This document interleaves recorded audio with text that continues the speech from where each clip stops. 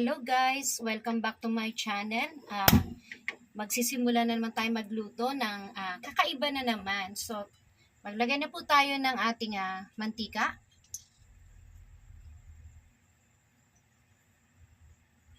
Paitin natin ng konti.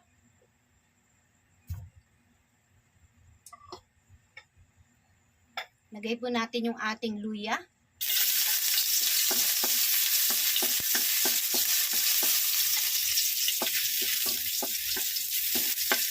Ating bawang.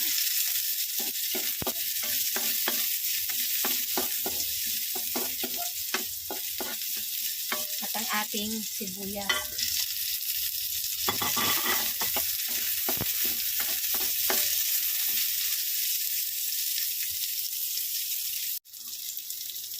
Isunod po natin yung ating sayote. Kasi medyo matigas po ang sayote, kaya inuna ko po ito siyang igisa.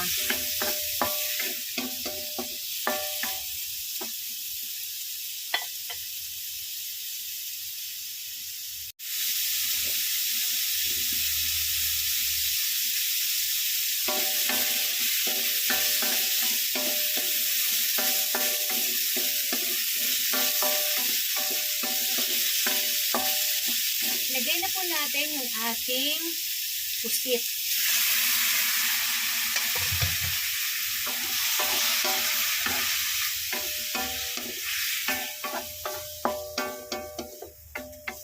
Hayaan po muna natin siyang magkatas.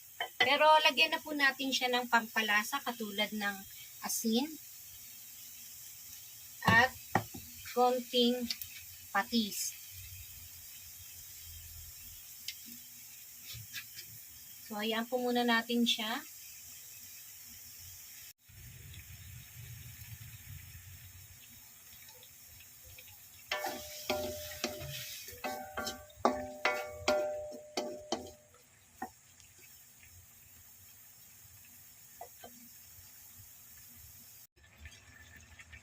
So, ayun guys, medyo nag-reduce na siya. Lagay na po tayo ng tubig.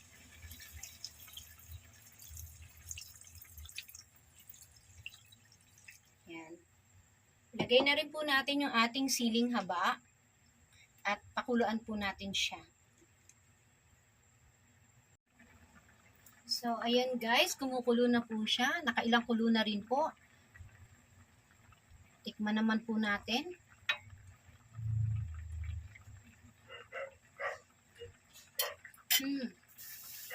Lagyan po natin siya ng paminta.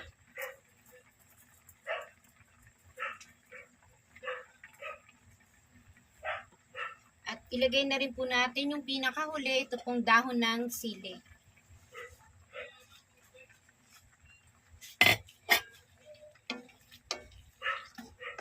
Yan. So, hayaan na lang po natin siyang kumulo.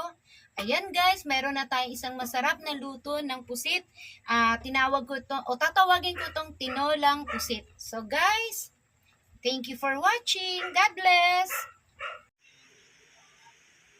Hello guys! Ito na po pala yung ating recipe for today. Tatawagin natin siyang tinolang pusit kasi ang mga ingredients na ginamit natin sa kanya ay yung pang tinola. So guys, kung nagustuhan ninyo ang channel kong ito, please like, share, and subscribe. And don't forget to click the notification bell button for more updates. Thank you and God bless. Ano pang hinihintay natin? Kain na po tayo! God bless!